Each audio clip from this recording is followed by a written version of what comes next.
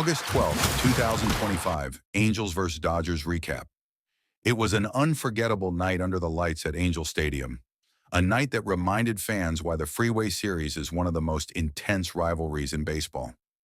The Los Angeles Angels and the Los Angeles Dodgers squared off in a game that delivered everything a fan could ask for: clutch hitting, dramatic lead changes, defensive brilliance, and extra inning heroics. And when the dust settled, it was the Angels who walked away with a thrilling 7-6 victory in 10 innings, marking their sixth straight win over the Dodgers in the Freeway Series. Early sparks, Dodgers strike first. The action started right away in the top of the first inning. Shohei Ohtani, now wearing Dodger blue, stepped into the box against his former team and wasted no time making his presence felt. After working a good at-bat, Ohtani reached base, setting the stage for Teoscar Hernandez. With one out, Hernandez lined a sharp single into the outfield, scoring Ohtani from second and giving the Dodgers an early 1-0 lead. Angels answer immediately. The Angels didn't flinch. In the bottom of the first, they came out swinging. Taylor Ward worked a walk, and moments later, Adell ripped a single into right field to drive in the tying run. The energy inside Angel Stadium spiked, but the rally didn't stop there. Yoan Moncada followed with a double down the line, bringing in 2 more runs. Just like that, the Angels had flipped the scoreboard, leading 3-1 before the first inning was over. Back and forth drama. The Dodgers weren't about to roll over. In the second inning, rookie catcher Dalton Rushing stepped up with a runner on. On a fastball that caught too much of the plate, Rushing crushed a 2-run homer into the right field seats, tying the game at 3-3 and silencing the crowd. But the seesaw battle continued into the third. Taylor Ward, already a spark plug in the Angels lineup, got a pitch he could handle and sent it deep over the left field wall for a solo home run. The Angels were back in front, 4-3. Middle innings, Dodgers fight back. By the 5th inning, the Dodgers had clawed their way back again. A combination of patient at-bats and timely hitting pushed across 2 runs, tying the game at 5-5. Both teams were trading blows like heavyweight fighters, neither able to land the knockout punch yet. Then, in the 6th inning, the game took a wild turn. With 2 Dodgers on base, Shohei Ohtani came to the plate looking to do damage. He ripped a sharp line drive towards shortstop Zach Neto. But instead of finding a gap, Neto snared it on the fly, stepped on second for the force, and fired to first to complete a triple play. It was just the 8th triple play in Angels franchise history, and it brought the stadium to its feet in disbelief. Late inning tension, Ohtani's redemption. The triple play might have stung for Ohtani, but the superstar wasn't done. In the top of the 9th, with the game still tied, Ohtani got his revenge. Facing Angels reliever Ben Kasparius, he launched a towering home run into the right center field seats, his 43rd home run of the season and his 4th straight game with a long ball. The blast gave the Dodgers a 6-5 lead and appeared to set the stage for a dramatic road win. Angels rally in the 9th. But the Angels had other plans. In the bottom of the 9th, down by a run, they refused to let the moment slip away. Christian Moore reached base, and Taylor Ward worked his way into scoring position. With 1 out, Nolan Shanuel lofted a deep fly ball to right field, just far enough to score Ward from third. The game was tied again, 6-6, and Angel Stadium erupted. Extra inning walk-off. With the tension at its peak, the game moved into the 10th inning. The Dodgers couldn't push across a run in the top half, leaving the door open for the Angels to end it. In the bottom of the 10th, Taylor Ward started on second base as the automatic runner.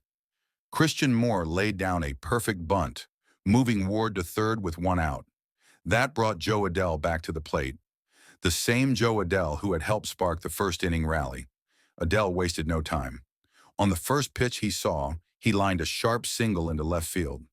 Ward raced home, and the Angels poured out of the dugout to celebrate. The scoreboard read Angels 7, Dodgers 6, and the home crowd roared in approval. Final stats and streaks. Adell, game-winning RBI single in the 10th, 2 RBIs total.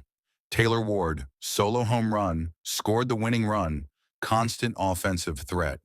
Dalton Rushing, Dodgers, 2 home runs, including a 2-run shot in the second inning. Shohei Ohtani, go-ahead homer in the ninth, his 43rd of the season, and a 4-game home run streak.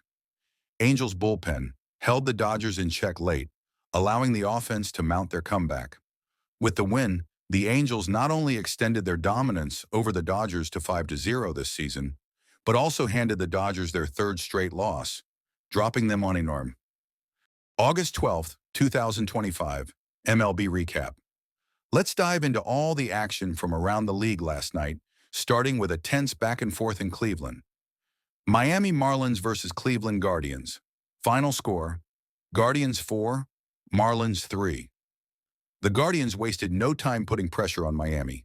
In the bottom of the first inning, Jose Ramirez crushed a 441-foot homer to left center, sending the Cleveland crowd into an early frenzy. Right after him, Kyle Manzardo followed with a back-to-back blast, doubling the Guardians' lead before the Marlins could even settle in. For much of the night, Guardians starter Logan Allen kept Miami's bats quiet. He pounded the strike zone early, racking up strikeouts while keeping runners from advancing. But the Marlins didn't go away quietly. In the 7th inning, with 2 outs and the tying run in scoring position, Hernandez stepped up and delivered a clutch RBI double into the gap, evening the score at 3-3. Unfortunately for Miami, defensive miscues in the late innings proved costly. A misplayed grounder and a missed relay throw opened the door for Cleveland to push across the game-winning run.